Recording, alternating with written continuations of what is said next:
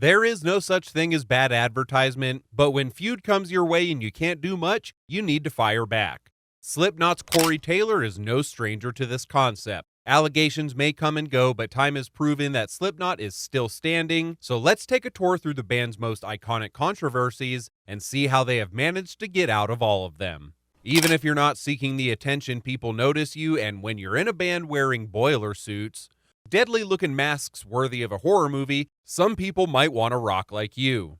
You have a fast food chain, a rock band called Coq Roq, and they're all wearing masks. Who does this remind you of? Perhaps one of the strangest things is how similarities can be found in this commercial.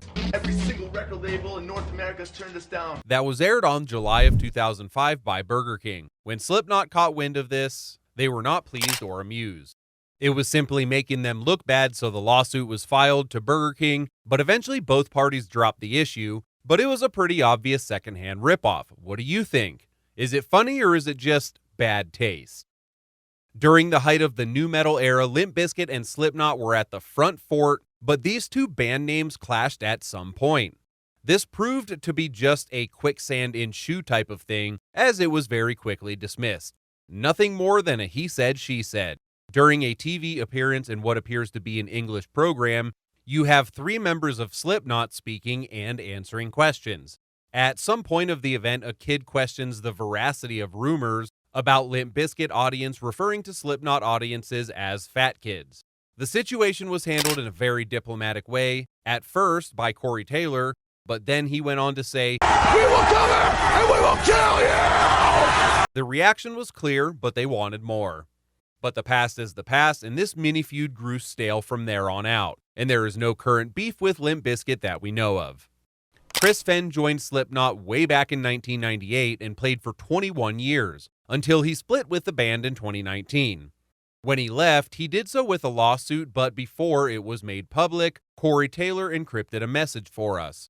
On the following days after Chris was announced an ex-member, the lawsuit was filed and the circus began. Chris was arguing that band members were profiting without his concern, that the money was flowing disproportionately to Corey Taylor and Sean, aka the Clown. Since the band's pay model includes a profit share system, this could potentially mean that the money being moved was affecting Fehn's share. It was later known that Chris Fehn's real status in the band was of an employee as opposed to being partner, which presumably makes you more money, but yeah, Chris was let go of the band, and he said the only thing he misses from Slipknot are the fans.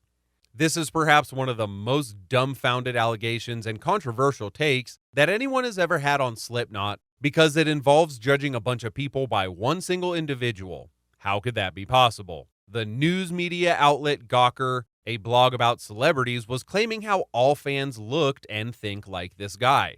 Corey Taylor saw the article and what was going down, so he took it to Twitter and the debate began right away. It is impossible to assume everyone from any fan base must think like one person. This was a truly insane notion.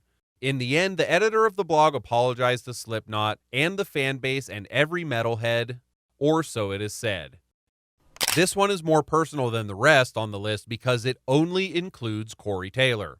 The grudge was personally between Corey Taylor and Machine Gun Kelly when he indirectly insulted MGK in an interview. MGK replied back during Riot Festival, The Flame, but it was later known that Corey actually declined to being part in MGK's new album at the time, Tickets to My Downfall, which eventually gained the wrong notoriety between us metalheads because MGK basically injected himself into rock and pop rock and was making claims that he was the best thing that ever happened to rock in a long time.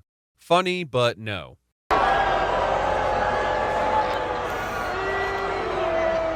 How the fuck you feeling, Aftershock? Whoa! So there you have it. What do you think?